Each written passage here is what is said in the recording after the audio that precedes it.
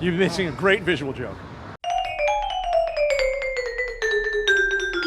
You've never seen a film quite like Nirvana the band showed the movie. But why though? What makes it so special in my eyes? Well, it's a modern day comedy film that actually has creative integrity and respects the viewer's intelligence. But it's boring and pretty disingenuous to just leave it at that. So let's break it down further. What I like about the film so much. I think it would make it more digestible if I first established the general ideas of the film. Nirvana the band that showed the movie is about two guys from Toronto. Matt and Jay. Together they are Nirvana the band. No, not the real life Nirvana the band. And their goal is to eventually book a show at the Rivoli, but they never can, so they come up with all sorts of insane plans in hopes of playing at the Rivoli, including accidentally time traveling to 2008. Now, time traveling comedy movies are nothing new, but what makes Nirvana the band that showed the movie unique is that it's shot in a mockumentary style, where they have interactions with real life people while they're executing the plot of the film. When I give this description, a film that pops into most people's heads is probably Borat. But what makes Nirvana the band that showed the movie different from Borat is, well, conceptually having conversations with these people is the whole point of Borat. It's a series of interviews that's loosely held together by the plot. You need these people to say unhinged things. If not, Borat has to say something unhinged to get a reaction out of them. And it's fine, I like Borat. It's a product of its time. You can't really make something like Borat these days because people make livings off of saying unhinged things now. Again, what makes Nirvana the band to show the movie different is that you don't really need these people to give off certain reactions. Poking and prodding is not what the film wants. The point is to just talk to people without having any expectations and take it from there. They want to have these casual conversations with strangers while they're doing wacky and dangerous things. There's this scene where Matt and Jay are trying to do the skydiving plan. The plan is to go up to the CN Tower to skydive into the Sky Dome so they can advertise themselves during a game. Obviously, they don't allow you to skydive like that in most places. You have to be attached to a safety harness to make sure you don't jump off. So they go to a store and explain the situation to a clerk there, and they have the most deadpan conversation ever. Why are you looking for snippers? Because I wanna cut off my safety harness. But why though? I need to jump off the CN Tower. I don't think it's worth it, man, but can it cut it though? Yes. And Jay's in the background making this like serious pondering face. Matt tries to end the conversation by trying to high-five the guy, but the guy's like, no, I don't want to support whatever this is. It's great because it's a genuine conversation. Matt and Jay can actually act so it doesn't come off as like a YouTube prank. Plus, they're not being pests, which is a bonus. The great thing about this style is that it doesn't even have to have comedic value. There's a lot of scenes where they're just asking people how they're doing. And the wholesome thing is that these people always hear them out, no matter what they're talking about. It's good vibes and positive atmosphere. On a different but kind of the same note, the skydiving plan spectacularly failed. So on to the time machine plan. Through a series of believable and scientific means, Matt and Jay accidentally time travel, directly parodying Back to the Future with the means of time travel. The film itself is pretty self-aware, in a sense that it knows what it is and it knows what it's trying to do. It's not constantly trying to play off self-awareness as a joke. Unlike other modern comedy films, not even comedy films, most films try to do this extremely lazy thing of being self-aware and expecting that to be the joke. I don't know when this became so popular, but Deadpool and Rick and Morty come to mind as the beginning. You don't want this desperate sort of cloying thing from a piece of media, where it's constantly trying to appeal to the audience by poking itself. There is a time and a place for it, but it shouldn't be the default for everything. Another critique that people have with modern comedy is you can't tell edgy jokes anymore. So modern comedy films will always suck because we can't tell edgy jokes.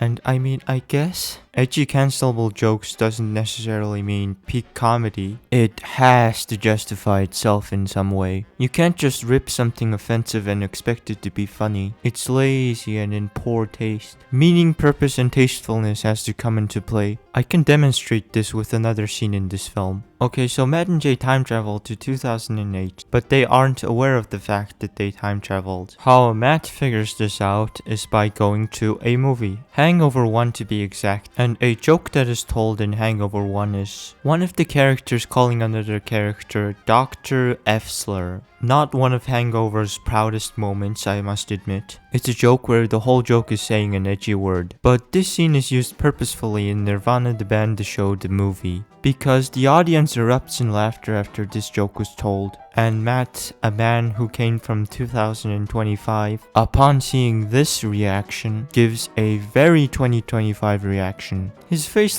gets me every time. He ignored every single sign that indicated that he was in 2008 before this. But this was like the straw that broke the camel's back. And I liked this use of it. I thought it was well done. Moving on to something more technical, I thought the visual comedy in this movie was interesting. And not even the comedy, just the visuals was very interesting. Like I've mentioned, it's a mockumentary, so people are following around our main characters and recording them, and that's it. There's no fancy camera work or lighting, there's just a couple of dudes holding a camera. It adds to the vintage vibe. Something I've noticed and I think is purposefully done is the contrast of colors from when they are inside and when they are outside. The inside of their house has almost a yellow or orange tint to it. It gives off this warm feeling, sort of another world or a safe space. And whenever they're outside, it's just outside. Whatever that may be on a given day. Maybe this is just a schizo rant from me. Regardless of whether it's a deliberate choice or not, what's obvious and what's told to us is that they use two different types of cameras. One for the past and one for the present. They use an old camera for 2008. Therefore, it's meta and cool. Another cool technical thing is that before there was ever Nirvana the band, the show, the movie, there was Nirvana the band, the show. The movie is essentially a sequel to the show. And since Matt and Jay have been doing this since 2007, there's a lot of raw footage from that time that they make use of in this film as their past selves that they can interact with. I imagine this film was a special experience to the fans of the show, especially to people that have been watching these guys since their start. Finally, I want to talk about the characters. Matt and Jay, this movie cannot work if these guys aren't funny. The film at its core is just them talking for the most part. And they are very entertaining people. How they speak is casual but sincere. It's not two actors playing characters. It's two friends talking and hanging out, which is something that I appreciate. Their dynamic is the tried and true, eccentric and straightforward. But they do it better than almost everyone, because they've been doing this with each other for like a decade at this point. And the facial expressions they have is so funny. A lot of the visual jokes in this movie are just panning into the expressions that Jay and Matt make, and I can comfortably say that visually this is one of the funniest films I've ever seen. I don't like throwing out the masterpiece word often, but it really is a creative masterpiece. So in conclusion, Nirvana the band, the show, the movie can be described as a bunch of positive adjectives that I have listed here. Feel free to add more. And if anyone's watching this, thanks for watching. If you enjoyed the video, a like would mean a lot. A sub would be even better. Another video will be out within a week, I think. Have a good rest of your day or night.